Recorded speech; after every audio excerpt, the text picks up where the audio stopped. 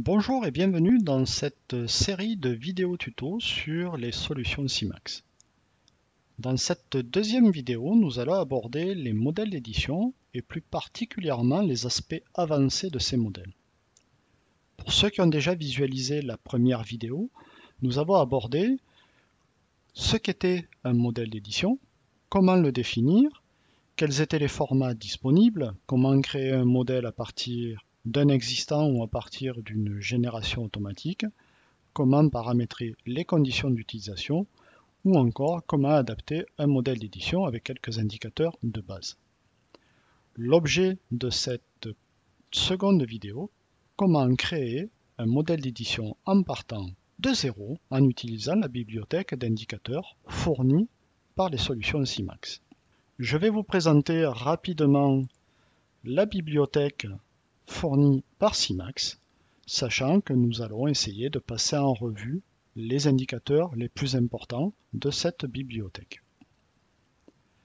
Pour ce faire, nous allons aller dans CIMAX, dans lequel nous avons créé un ensemble de formulaires qui vont être à la base de notre vidéo. Le formulaire important étant le formulaire des formations. Formation qui inclut, si j'en ouvre une date, une heure de début, une heure de fin, un enseignant principal, un enseignant suppléant, des élèves, un élève référent, et nous allons essayer à bâtir un formulaire qui va permettre d'imprimer ces informations.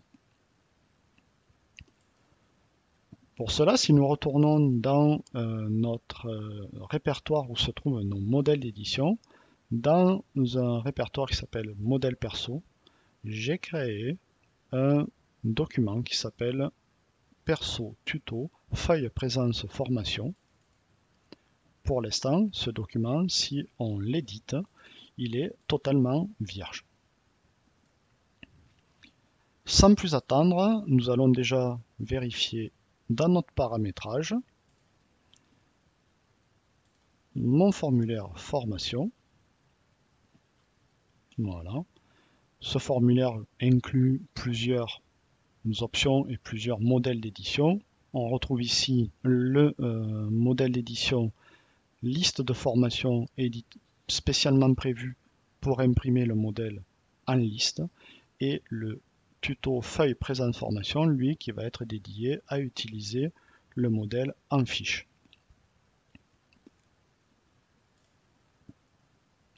À l'heure actuelle, si je sélectionne une de mes formations, celle-ci par exemple, que je lui demande de l'imprimer en utilisant ma feuille de présence pour le tuto, j'obtiens une feuille, pour l'instant, dans laquelle il n'y a rien. Nous allons remédier à ça en installant quelques balises. La première balise à voir est la balise qui consiste à donner le nom du formulaire.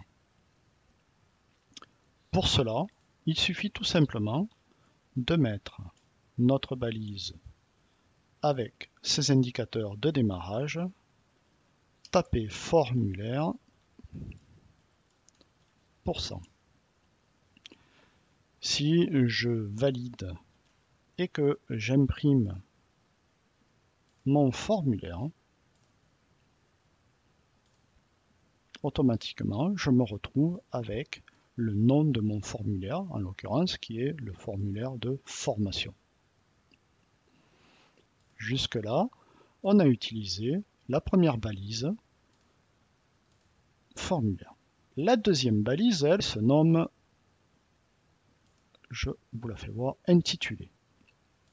Cette balise intitulée permet de récupérer, lorsque je rentre dans une formation, de récupérer l'information qui se trouve dans le bandeau de ma formation.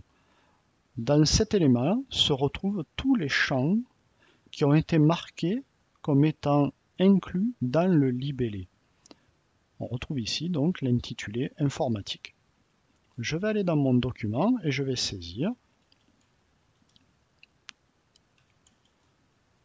intitulé. Voilà, je lance mon édition et je me retrouve avec formation informatique. Maintenant, nous, ce que nous désirons, c'est avoir, pour l'instant, je ne fais pas de formalisme particulier, je veux pouvoir utiliser et mettre le code de la réunion. Pour cela, je vais utiliser la balise qui s'appelle directement code réunion.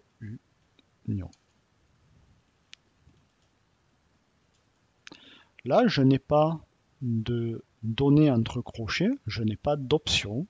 Je lui dis tout simplement, Asimax, tu mets à la place de cet indicateur-là le champ qui porte le libellé code réunion. Si je sauvegarde et que je lance mon impression,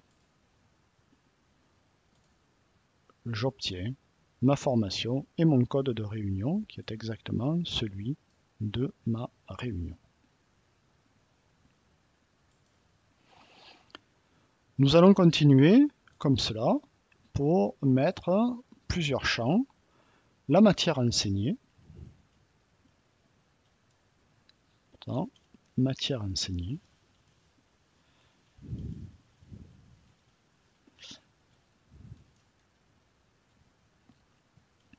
la date,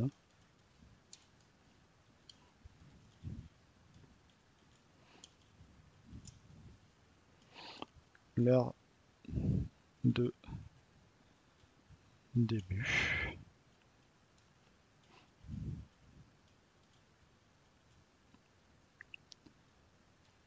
voilà. Et si je lance mon édition,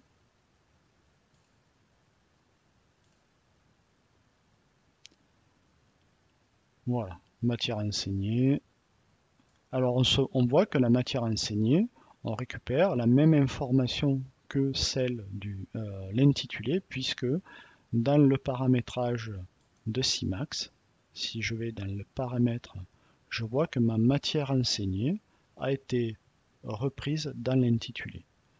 Donc c'est la raison pour laquelle mon intitulé inclut la même information que la matière enseignée. Mais dans l'intitulé, on pourrait avoir d'autres informations. On va maintenant formater notre date parce que là, imprimé comme ça, moi, elle ne me plaît pas. Et nous allons pour cela utiliser la balise texte. Donc je retourne dans mon document et ici, sur la date, je vais ajouter une option texte égale et je vais donner le formalisme que je veux pour ma date. En l'occurrence, moi je voudrais que ma date soit affichée avec le jour, le mois en toutes lettres. Donc pour cela, on met le mois avec 3 M et l'année.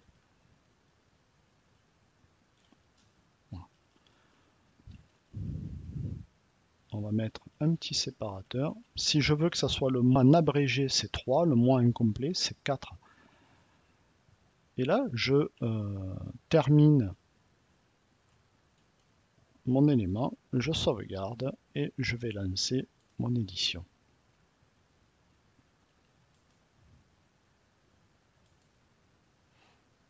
Et je vois bien que ce coup-ci, ma date est présentée sous 3 décembre 2020. On va mettre l'heure et on va pour présenter l'heure de fin, on va présenter un autre élément important. Je pourrais très bien écrire ici heure de fin. D'ailleurs, c'est ce que je vais faire dès le départ. Je sauvegarde et je demande à Simax de générer cette impression. J'ai bien mon heure de début et j'ai bien mon heure de fin. On va pouvoir, à travers cet exemple, détailler la balise ID. La balise ID, qui se trouve ici, permet d'indiquer non pas le libellé du champ, mais son identifiant. Si je retourne dans les paramètres de mon formulaire et que je demande la modification de mon heure de fin, je peux demander à Simax, en cliquant bouton droit, d'afficher l'identifiant unique de ce champ. L'identifiant unique, c'est cette information-là. Je vais demander à Simax de copier l'identifiant unique. Je peux refermer cette info et venir ici dans mon document et mettre cet identifiant. J'enlève heure de fin et je mets entre crochets l'information qui indique à Simax, attention, ce qui suit, ce n'est pas le libellé du champ, mais c'est son identifiant unique. Je sauvegarde et je relance mon édition. Et je vois que Simax a bien trouvé et a bien pris la bonne heure. Pourquoi cette information? Pourquoi cet ID? Tout simplement parce qu'il y a des informations dans Simax, des formulaires, où des fois on ne met pas de libellé. Donc on se retrouve avec des formulaires où un champ n'a pas de libellé. Pour des raisons d'affichage, on ne met pas de libellé. Et à ce moment-là, il est difficile de dire à Simax, c'est tel libellé, puisqu'il n'y en a pas. Et on va donc, par ce moyen-là de l'ID, indiquer à Simax, en fait, au final, quel est l'élément qu'il doit prendre en compte. Maintenant, nous allons passer à notre information enseignant. Ici, je vais pouvoir indiquer enseignant. Enseignant et enseignant suppléant.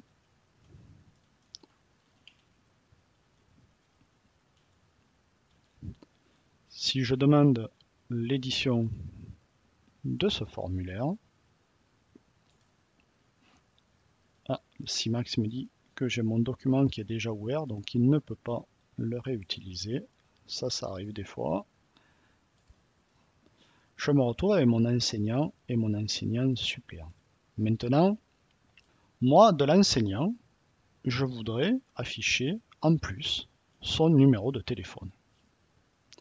Si je retourne dans mon formulaire, enseignant, au final, c'est quoi? C'est un autre formulaire qui est le formulaire enseignant. Dans cet exemple de formation, on a des enseignants, on a des étudiants, on a des matières enseignées et on a des formations. Donc en fait, l'enseignant, ce n'est pas une donnée comme la date ou l'heure, ce n'est pas une donnée directement accessible dans le formulaire puisque c'est un élément d'un autre formulaire. Un enseignant, il a un nom, un prénom, une adresse email et un numéro de téléphone. Moi, ce que je voudrais afficher, c'est l'adresse email et le numéro de téléphone de mon enseignant. Pour cela, je vais utiliser un formalisme de balise un petit peu spécial. Je vais dire à Simax, je vais ouvrir et je vais lui dire partir de. Je vais lui dire tu pars de l'élément enseignant.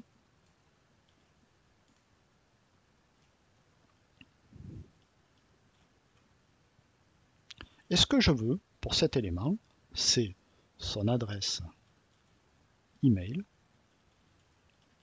son adresse email. Mais si je m'arrête là,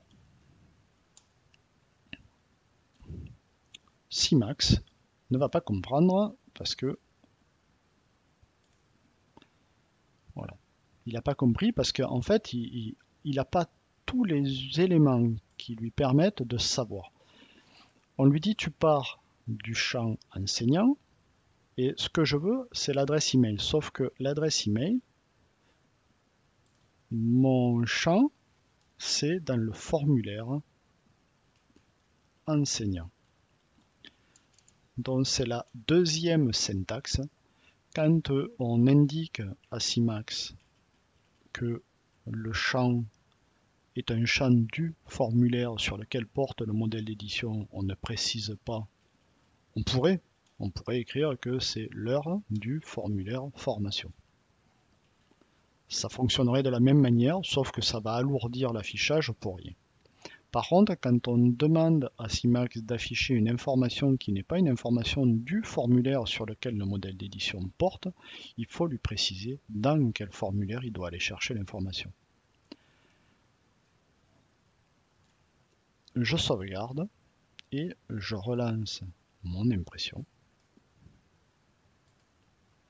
Et j'ai bien ce coup-ci l'adresse email de mon enseignant. Je vais faire la même chose pour mon enseignant suppléant, sauf que là, je ne vais pas lui dire de partir d'enseignant, mais de enseignant suppléant.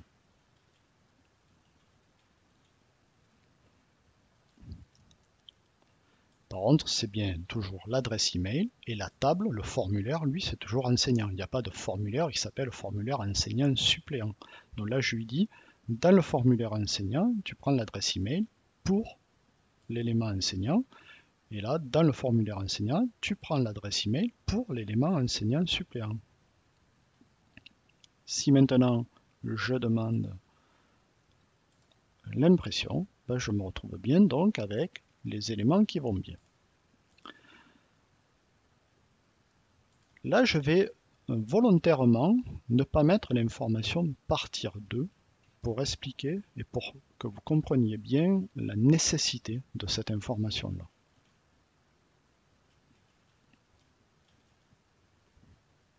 Si je sauvegarde comme ça, je lance mon impression.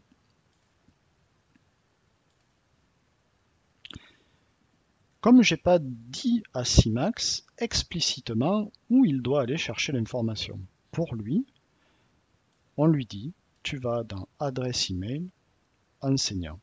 Mais comme Simax ne sait pas pour quelle ligne, enseignant ou enseignant suppléant, lui par défaut il va prendre la première ligne et il va répéter l'information du premier enregistrement qu'il aura trouvé. C'est pour cette raison que la balise partir de existe. Elle permet d'indiquer à Simax à partir de quel élément on doit aller chercher l'information de façon à ce que Simax ne se pose pas la question et ne fasse pas d'erreur.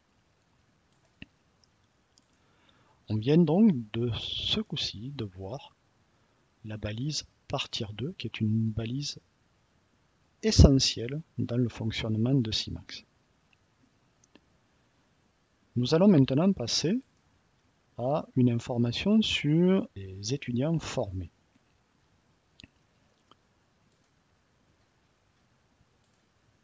On va pour cela mettre les étudiants formés. Et je vais indiquer le nom de l'étudiant référent. Donc là, je peux mettre tout simplement étudiant référent. Les majuscules et les accents ne sont pas importants. On peut laisser comme ça. Et si j'imprime, j'ai bien le nom de mon étudiant référent. Mon étudiant référent, lui, vient de quelle table? De ma table des étudiants. Donc si je vais vérifier un petit peu ce que j'ai dans mes étudiants référents, un étudiant, en fait, il a quoi? Il a un nom, un prénom, une date de naissance, un numéro de téléphone, un portable, une adresse email, un moyen de transport. Et il a, en termes de numéro de téléphone, il y a le numéro de téléphone 1, le numéro de téléphone de contact prioritaire, le numéro de téléphone du contact secondaire. Donc on voit que l'information numéro de téléphone, elle est répétée 3 fois.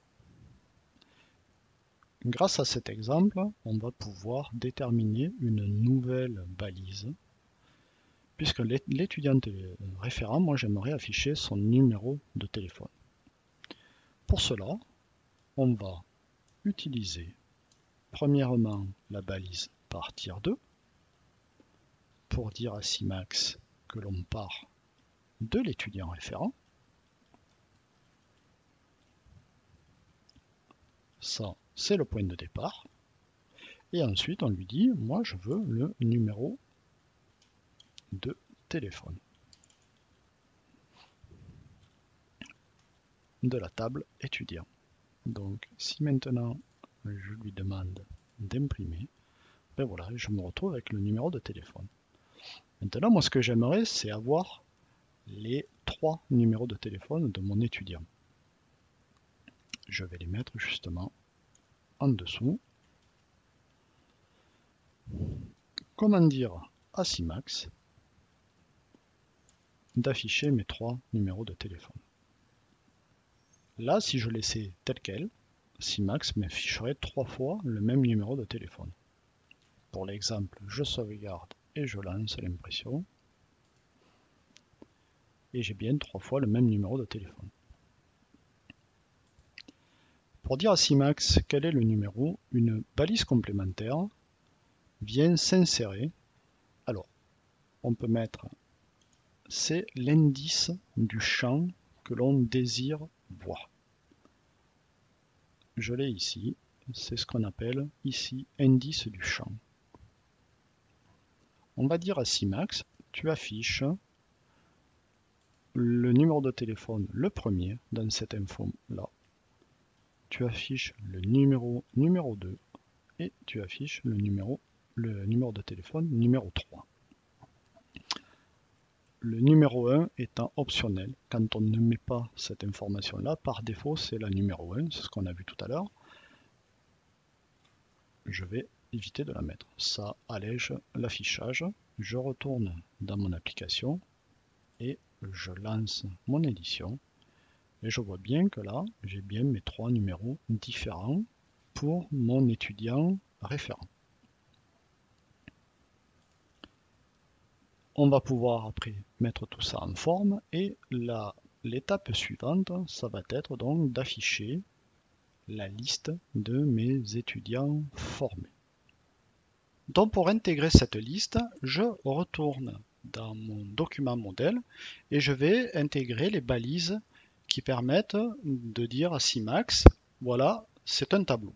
Pour cela, on ouvre la balise qui s'appelle ligne 2. On lui dit les étudiants de quel endroit ils proviennent, donc ils proviennent du formulaire étudiant. On indique à partir de quel champ de notre formulaire on veut extraire les étudiants. Ici, si je regarde mon formulaire, les étudiants viennent du champ qui s'appelle les étudiants formés. Donc, je dis ça vient de les étudiants formés. Et je peux refermer ma balise. Voilà, donc là j'ai indiqué à Simax. Voilà, à partir de maintenant, je vais créer un tableau dans lequel je veux que tu mettes tous les éléments qui sont contenus dans les étudiants formés, sachant que ces éléments sont des étudiants. Je vais intégrer maintenant mon tableau. Pour cela, je vais sélectionner 2 colonnes et 2 lignes. Sur la première ligne, je vais mettre juste le titre, ça sera le nom et le prénom de mon étudiant. La seconde servira à la signature de mon étudiant pour l'émargement, la feuille de présence. Je vais maintenant intégrer dans la ligne et indiquer à Simax quels sont les éléments qu'il va devoir répéter dans mon tableau pour chaque élément venant de ma table des étudiants. Pour ce faire, on utilise une balise qui s'appelle %, ligne 2, et on va demander à Simax de mettre le nom en majuscule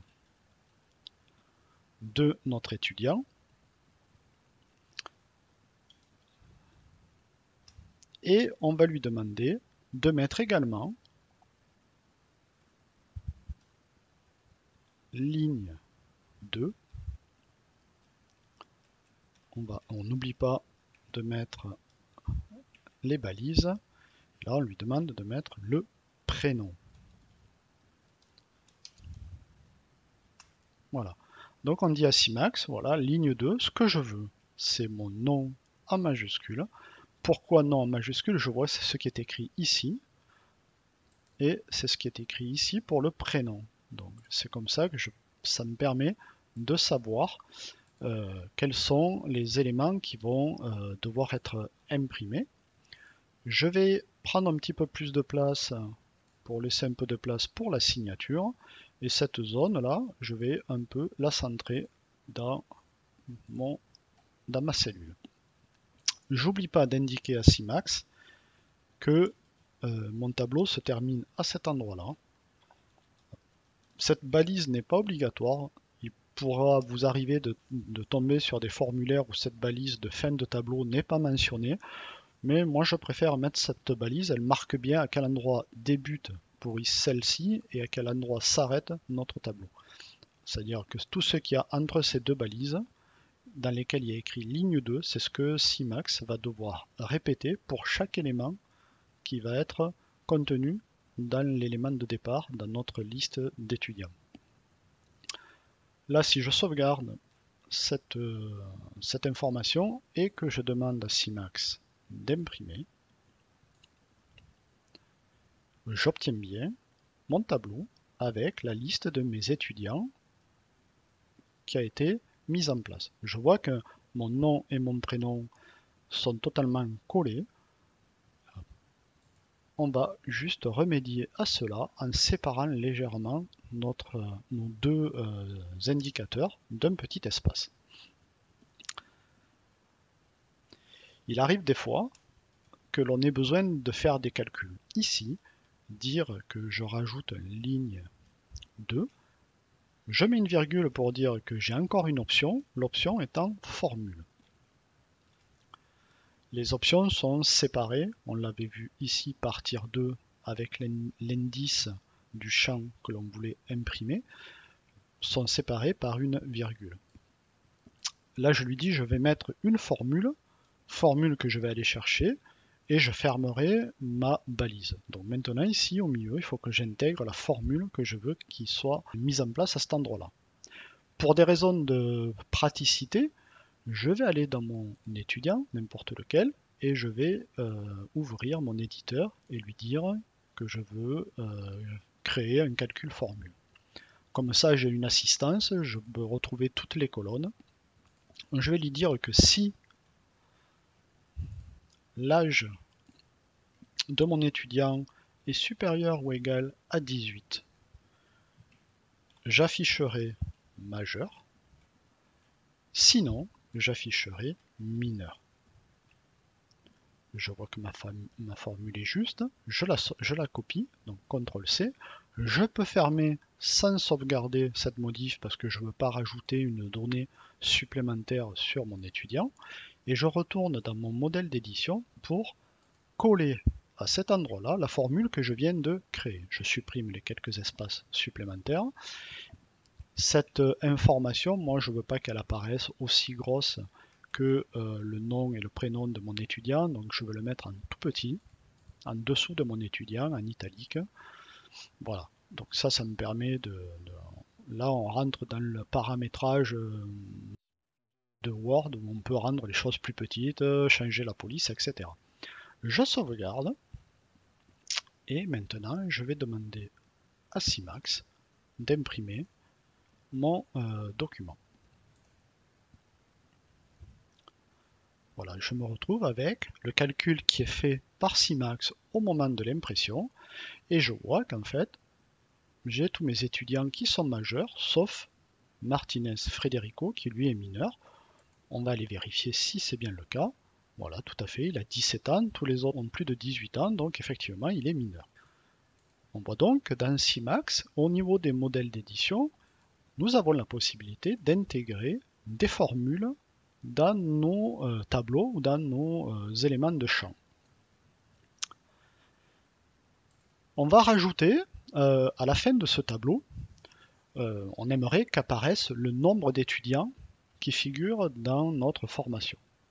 Pour cela, si on regarde notre éditeur, dans les paramétrages, on a un champ qui s'appelle effectif. qui est un calcul formule qui calcule le nombre de personnes.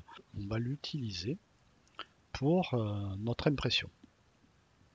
Je retourne dans mon formulaire et je vais dire ici, je vais rajouter après mon tableau une balise et je vais mettre effectif. On va rajouter un petit libellé juste avant. Effectif, 2 points. Et on va mettre notre information. Je sauvegarde et je relance mon édition. Je vois mon tableau et en dessous, j'ai bien mon effectif avec mes 6 étudiants. 1, 2, 3, 4, 5 et 6. Cette information va nous permettre d'aborder un sujet d'une balise que l'on n'a pas encore vu. Là, je vais supprimer le libellé et je vais rajouter un indicateur, une option qui s'appelle libellé. Avec libellé. Cette option dit à Simax, la donnée effective, je veux qu'en plus, tu ajoutes le libellé.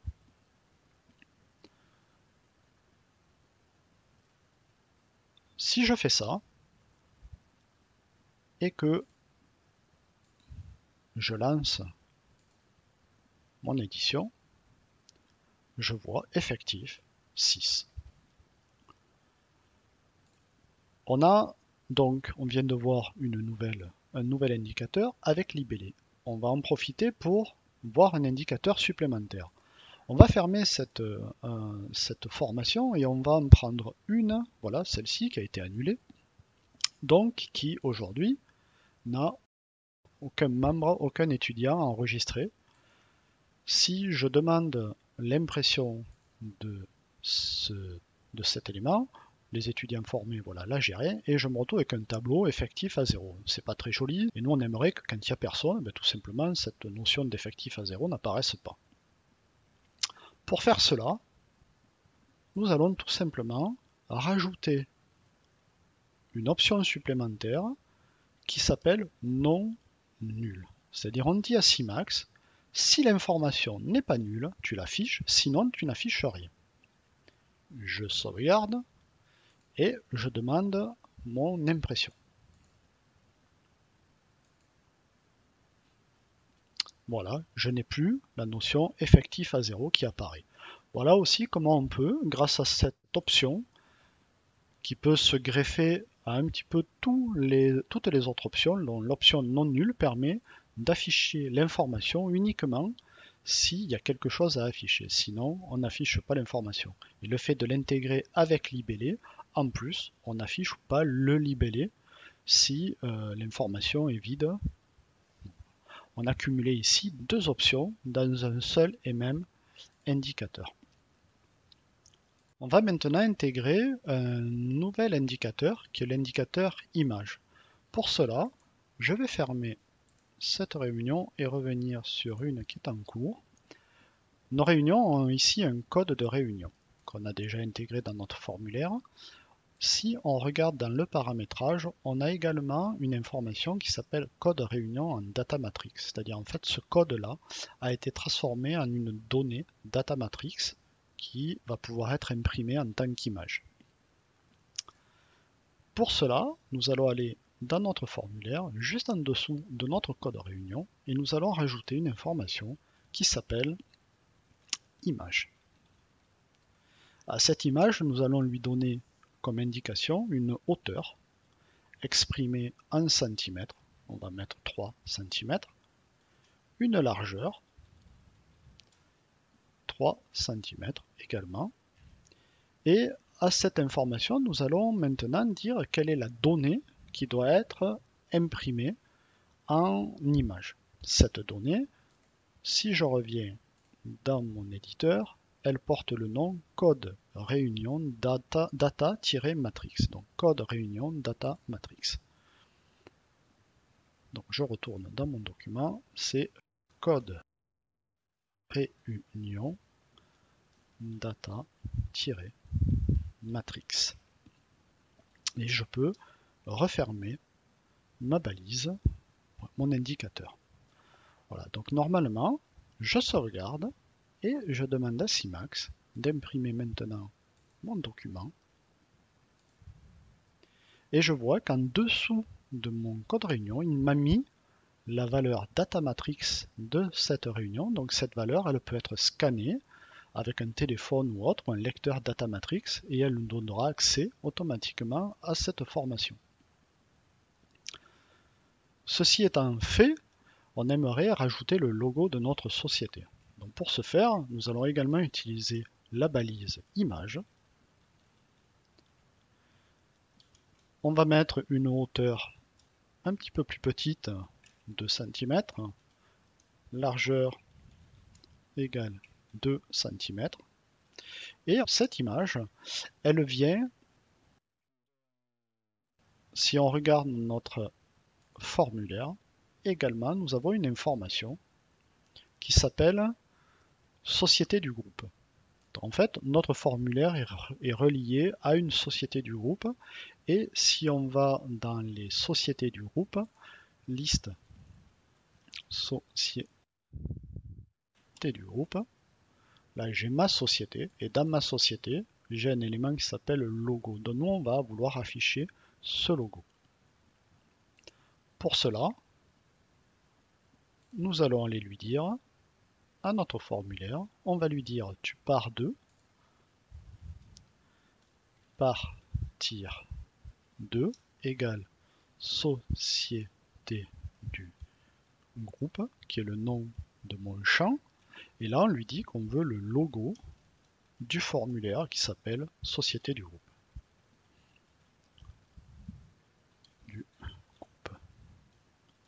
Je termine ici et je sauvegarde.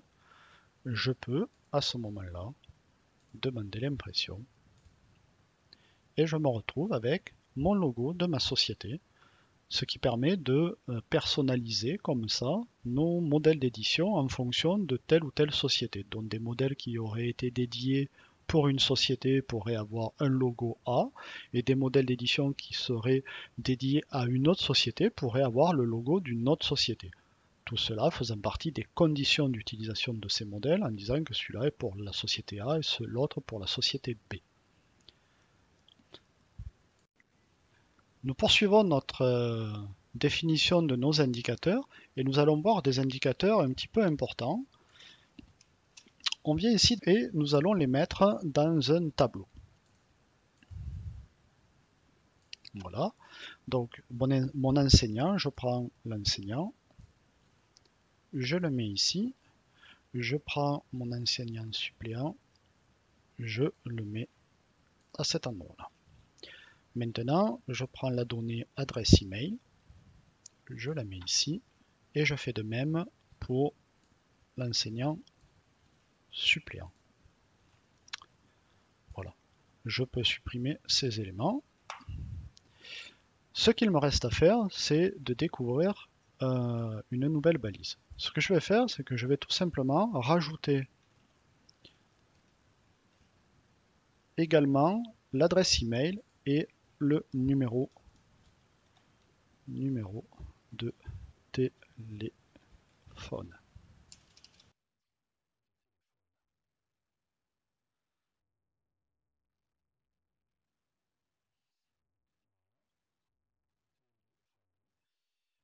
Et je fais de même pour mon enseignant suppléant.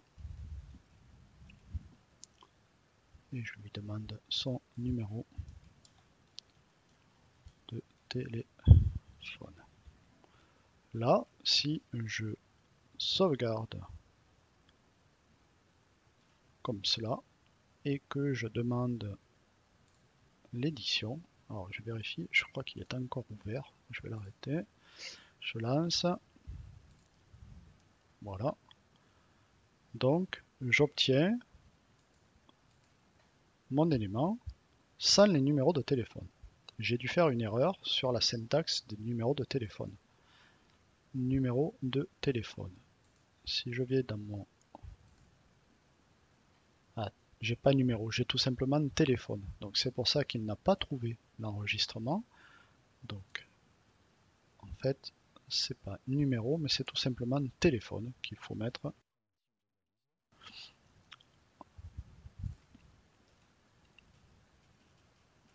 Voilà, je mets téléphone, je sauvegarde et je relance mon édition. Et là, j'ai bien l'information. On voit qu'en fait, l'alignement n'est pas parfait dans cet élément-là, parce que tout simplement, mon enseignant Vincent Valette n'a pas de numéro de téléphone. Pour arriver à adapter ce type de comportement, nous avons une nouvelle balise que nous allons rajouter, RC avant.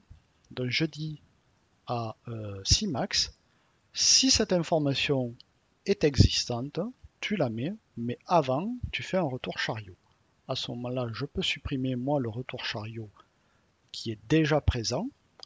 Ça, je lui dis, voilà, toi, tu m'imprimes l'adresse email, et si toutefois il y a le numéro de téléphone de présent, tu fais un retour chariot avant, RC avant, et tu mets le numéro de téléphone. Je fais de même ici, donc je supprime le retour qui était déjà là, mis en place par défaut, et je lui dis, celle-là, tu ne l'as fait, tu fais un RC avant que si elle est présente. L'adresse email, elle, étant obligatoire, ce n'est pas la peine de préciser sur l'adresse email. Je sauvegarde cette information et je relance mon édition. Et je vois que là, du coup, mon tableau s'adapte au contenu des éléments à afficher.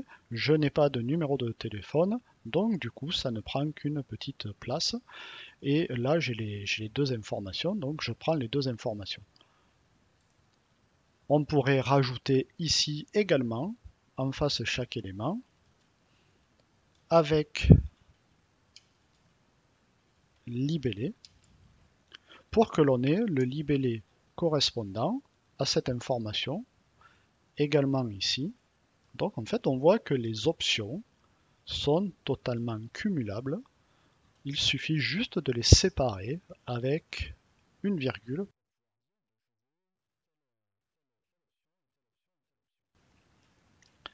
Là, je mets avec libellé. Et de même ici avec libellé. Je sauvegarde et je teste mon modèle. Voilà, donc je vois que j'ai le libellé adresse email, téléphone, adresse email, et je n'ai pas de numéro de téléphone. Nous poursuivons la découverte de nos indicateurs avec un indicateur qui se met dans les tableaux, qui va nous permettre d'avoir également devant notre liste le numéro de ligne de l'élément.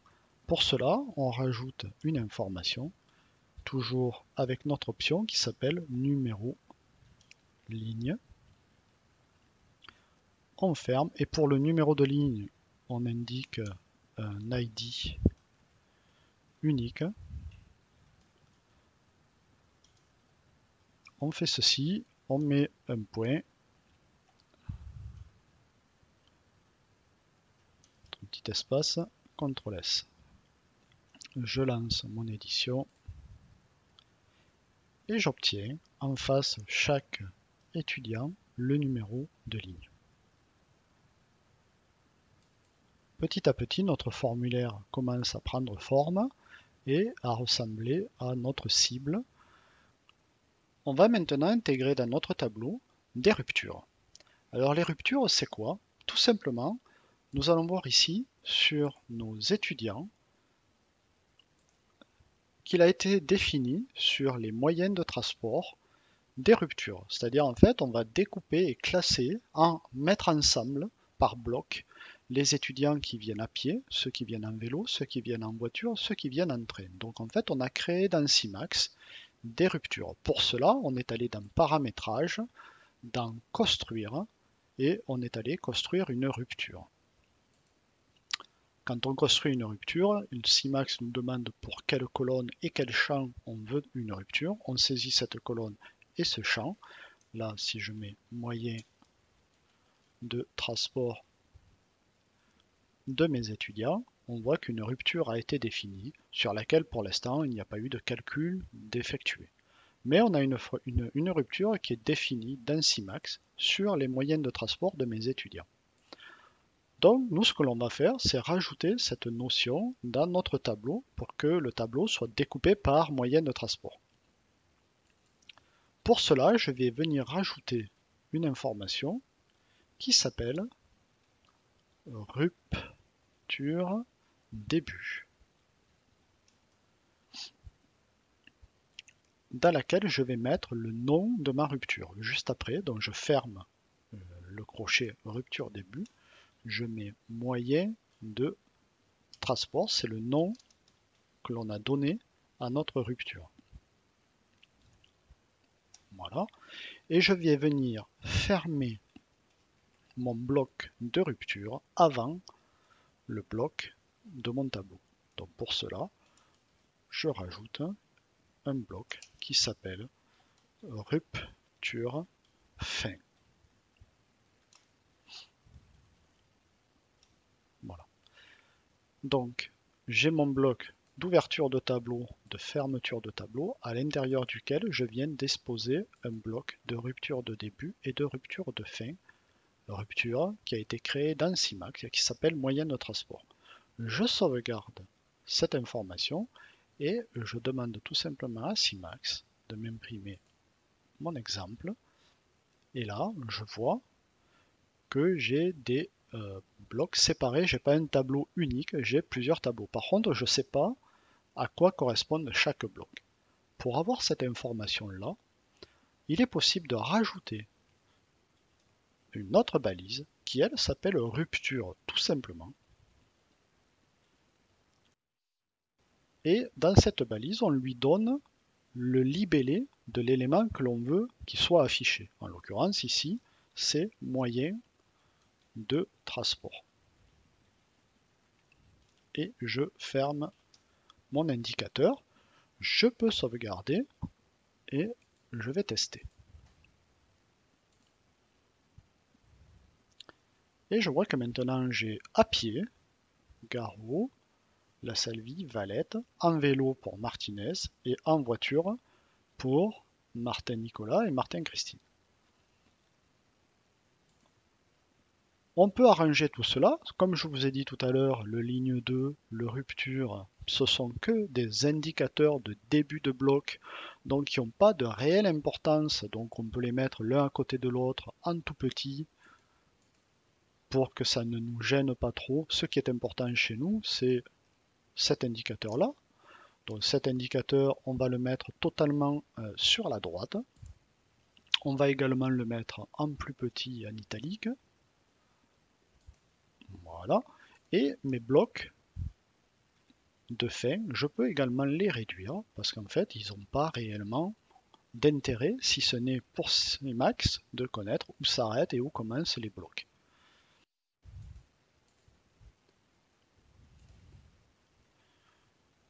Voilà. Hop, on va le mettre comme ça.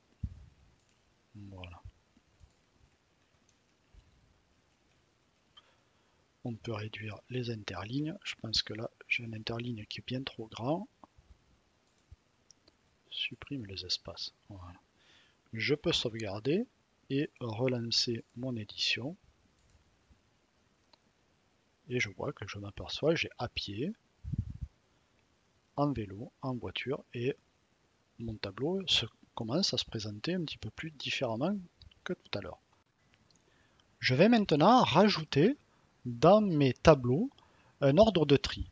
Pour cela, je vais aller dans ma rupture et je veux que chaque rupture, les étudiants à l'intérieur de mes ruptures, soient classés selon un ordre bien défini. Là, si je regarde, à pied, mes étudiants sont classés comme ils sont dans le document. Je vais maintenant stipuler un ordre de tri. Pour cela, je vais venir rajouter après le rupture début un tri égal et je vais trier sur le nom en majuscule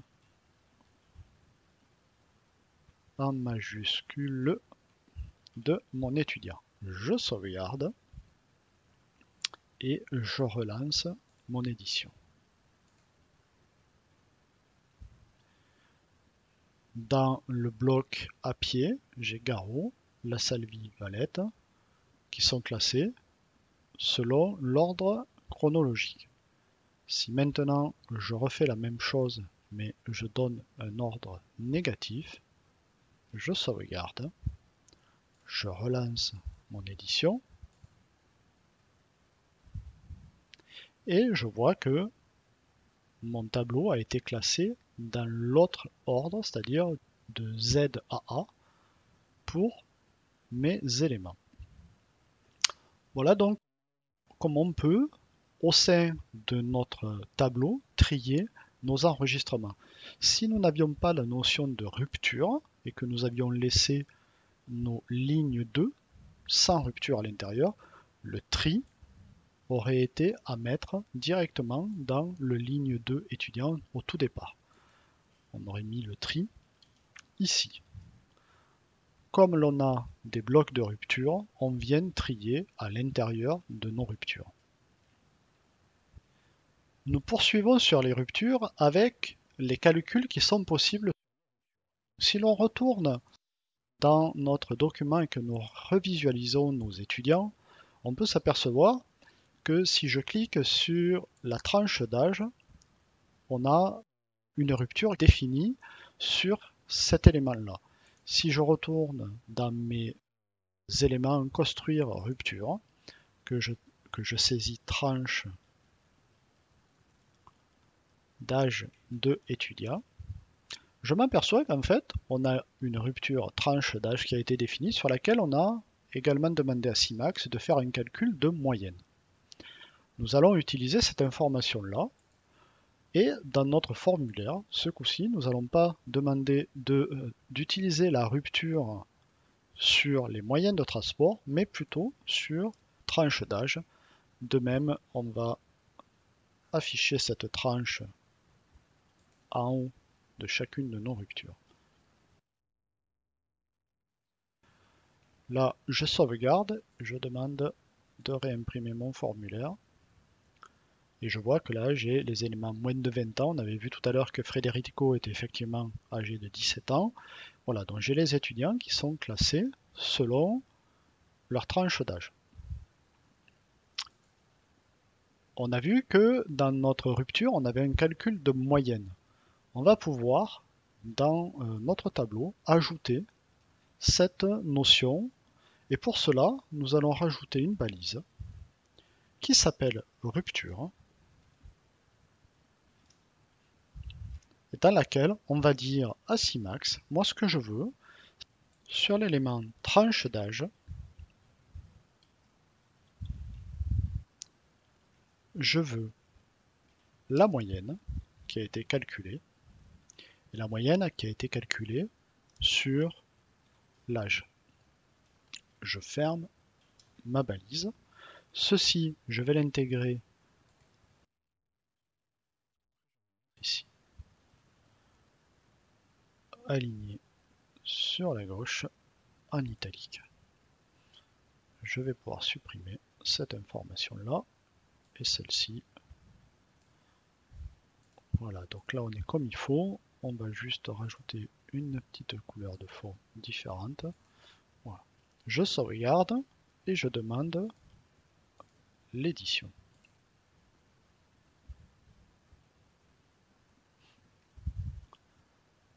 Je vois que là, dans ma rupture moins de 20 ans, j'ai deux étudiants et j'ai un élément 19. Pour l'instant, je n'ai pas mis de libellé, ça correspond à la moyenne d'âge. Là, j'ai 36. Là, pour les 41 à 51, j'ai deux étudiants, la moyenne d'âge étant de 46. Je peux donc venir ajouter ici moyenne d'âge, comme ça me permet d'avoir un libellé. Je vais mettre en, je sauvegarde, je relance. Et effectivement, j'obtiens un tableau avec moyenne d'âge 19 ans, moyenne d'âge 36 ans. Voilà, ça me permet d'effectuer un affichage de mes ruptures et d'afficher les calculs qui ont été définis. Les ruptures sont également cumulables. On peut définir plusieurs ruptures dans un tableau. Pour cela, il suffit tout simplement d'ajouter à la suite la seconde rupture que l'on désire enchaîner. Là, on a la tranche d'âge et on va, dans cette tranche d'âge, classer. On a vu tout à l'heure qu'il y avait moyen de transport. Moyen de transport. Et de même, pour pouvoir les afficher, nous allons demander à Simax d'afficher tranche d'âge et d'afficher moyen de transport.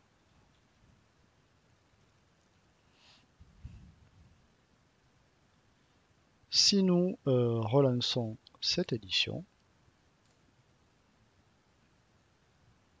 moins de 20 ans en vélo, moins de 20 ans en voiture, de 31 à pied, de 31 à 40 en voiture, et avec les calculs, on va donc pouvoir mettre maintenant les ruptures, les emboîter les unes dans les autres. Là, on vient de voir des ruptures multiples, l'une après l'autre. Les ruptures emboîtées se présentent un petit peu différemment.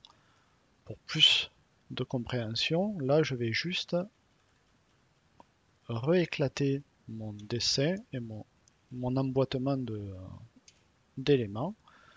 Donc ici j'ai ma rupture de début qui elle va être la rupture sur la tranche d'âge. J'enlève le moyen de transport et je vais afficher l'information sur la tranche d'âge. Je vais rajouter maintenant à l'intérieur de cette rupture une autre qui elle sera ma rupture sur le moyen de transport.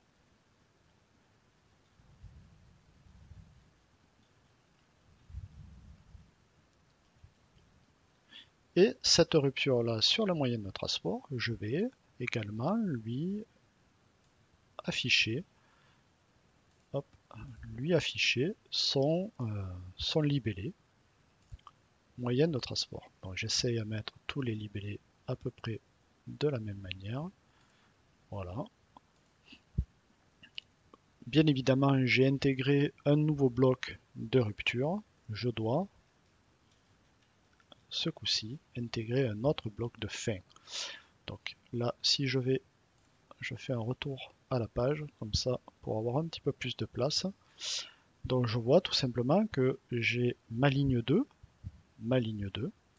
à l'intérieur de laquelle j'ai une rupture sur la tranche d'âge, pour laquelle je vais afficher la tranche d'âge, le libellé, à l'intérieur de laquelle j'ai également une rupture sur le moyen de transport. Là, c'est ce que l'on appelle des ruptures emboîtées. Elles sont les unes dans les autres, alors que ce que l'on a vu tout à l'heure, c'était des ruptures, des multiples ruptures, c'est-à-dire dans une seule et même rupture, on indiquait un, deux ou trois éléments de rupture. Mais ces éléments, du coup, étaient répétés à chaque fois. Là, nous allons éviter de répéter les éléments, et pour cela, si je fais une visualisation, ici, j'ai le moins de 20 ans en vélo, en voiture. Donc ça, c'est mon premier bloc.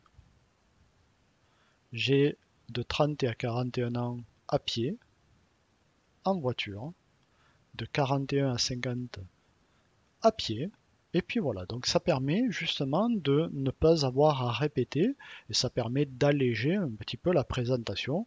Après, avec des couleurs, des polices différentes, etc., on peut rendre le visuel encore plus pertinent.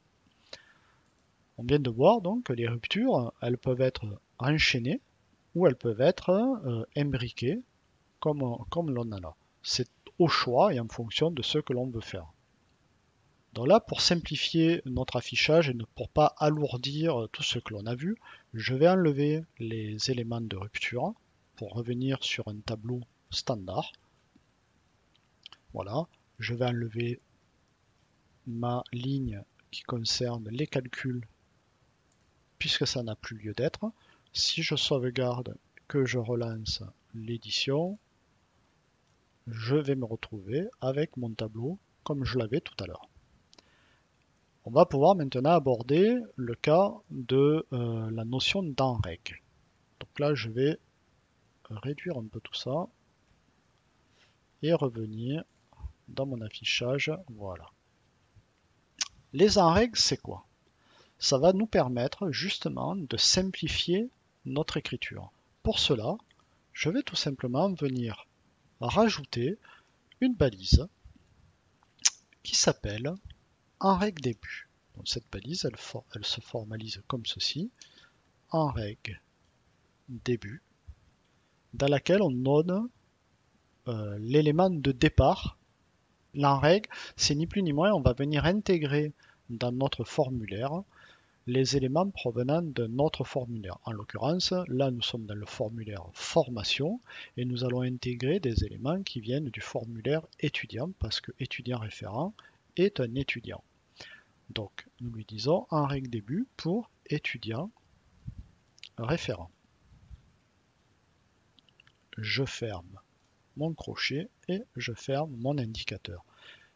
Un indicateur en règle a un début et bien évidemment a une fin. Donc pour cela, nous avons en règle pour marquer la fin qui s'appelle en règle fin. Voilà. Là, nous avons délimité une zone en règle début, en règle fin avec étudiant référent. Cela va nous permettre de venir supprimer cette notion-là d'étudiant, celle-là, celle-là, et de réduire également la première partie, donc le partir de étudiant référent, nous n'avons pas besoin de le mettre puisqu'il est déjà écrit au-dessus.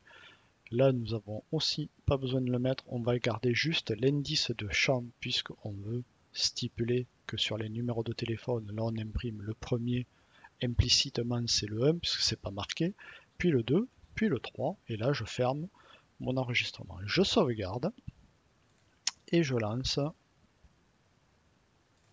mon édition et je vois que pour mon étudiant, j'ai obtenu ces 3 numéros de téléphone. On s'aperçoit que cette balise en règle début quand même permet de simplifier l'écriture. Pour mon étudiant référent que j'ai ici, je voudrais par exemple mettre le nom, le prénom. Donc là, je peux tout simplement, directement comme si j'étais en train de faire un modèle d'édition pour le formulaire étudiant, taper son nom en majuscule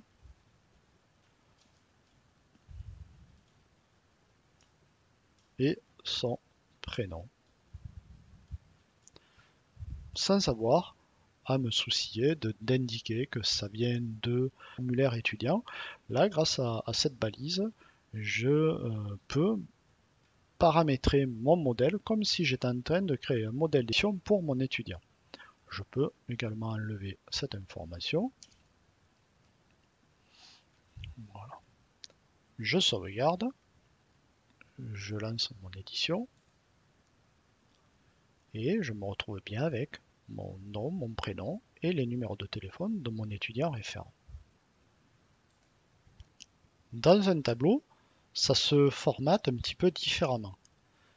Déjà, il faut savoir que la notion en règle début et en règle fin doit être mis dans la même cellule du tableau.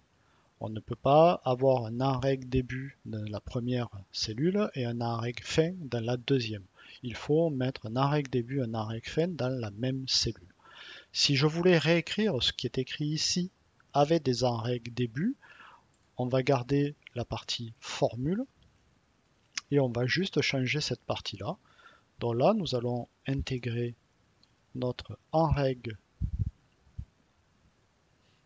début égale ce qui est affiché dans notre tableau. En fait, les éléments qui sont dans notre tableau, ce sont des étudiants. Donc là, nous allons mettre étudiant. Je ferme ma balise. Je vais rajouter un petit peu plus bas une balise de fin. En règle fin. et je ferme cette balise.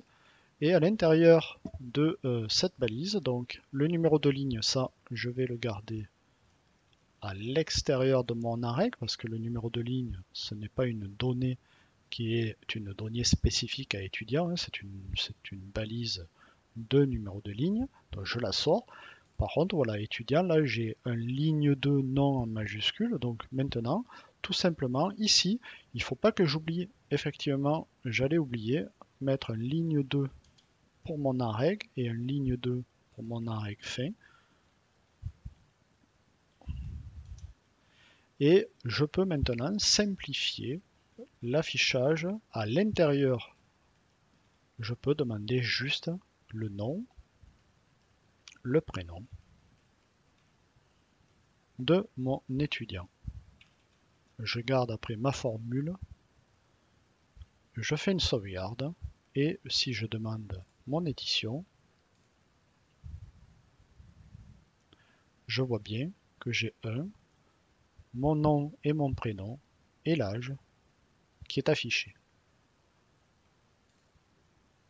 Pour que ça soit à côté, il faut tout simplement que je mette,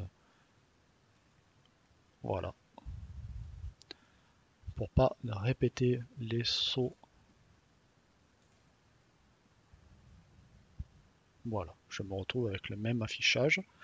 Donc la règle, alors c'est vrai que là dans une ligne où il n'y avait pas grand chose, c'est peut-être un petit peu plus lourd, mais si par exemple dans une cellule on voulait afficher beaucoup de données qui proviennent de l'étudiant, ça nous permettrait, après il faut peser le pour et le contre, c'est-à-dire en fait si effectivement on a juste le nom à afficher, le ligne 2 avec le nom est bien plus court que d'écrire un ligne 2 en règle début puis le nom et un ligne 2 en règle fin.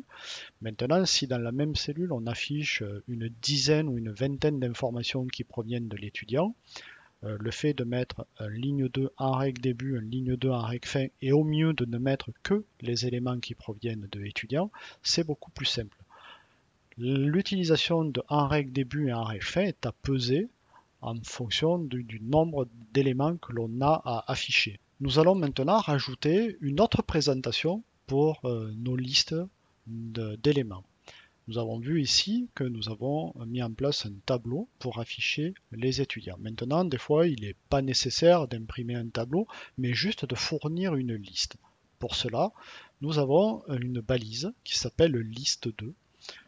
Elle s'écrit de cette façon, liste 2, et on indique de quel élément nous voulons obtenir la liste. Ici, l'élément, c'est les étudiants formés.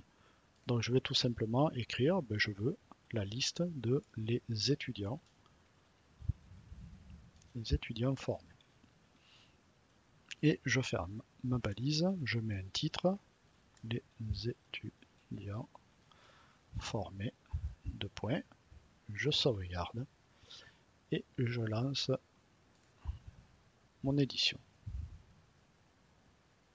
J'ai mon tableau et en dessous de mon tableau, j'ai l'équivalent de ce que je viens de demander, les étudiants formés avec la liste de mes étudiants séparés par une virgule. Ce document sera annexé à la vidéo, donc il sera disponible pour tout le monde. Et donc en fait on voit qu'on a bien parcouru l'ensemble de nos indicateurs. Il y a certaines subtilités qui n'ont pas été vues.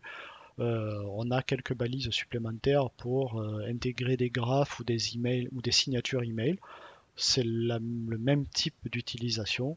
On peut également sur nos tableaux faire des tops et des ranges, c'est-à-dire demander à CIMAX dans notre tableau de 10 valeurs par exemple, de ne retourner que les deux premiers ou de retourner que les 3 à partir du quatrième. Donc voilà, ça c'est le top et le range. Voilà, donc ce document présente tout ce que l'on vient de voir et sert de synthèse, je dirais, pour chaque indicateur est totalement détaillé. On explique comment l'utiliser si on est hors d'un tableau, hors d'une liste, ou est-ce que si on est dans un tableau, avec les divers cas d'utilisation et des exemples. Les exemples qui se rapprochent sur notre support de formation avec nos étudiants, nos enseignants. Il y a beaucoup d'exemples et il vous permet justement d'approfondir tout ce que l'on vient de voir au cours de cette vidéo tuto. J'espère que cette vidéo vous aura permis d'approfondir un peu plus et de voir un peu plus en détail ce qu'étaient les modèles d'édition et plus particulièrement l'utilisation avancée des modèles d'édition. Et je vous retrouve dans une prochaine vidéo sur les solutions CIMAX. À très bientôt et merci.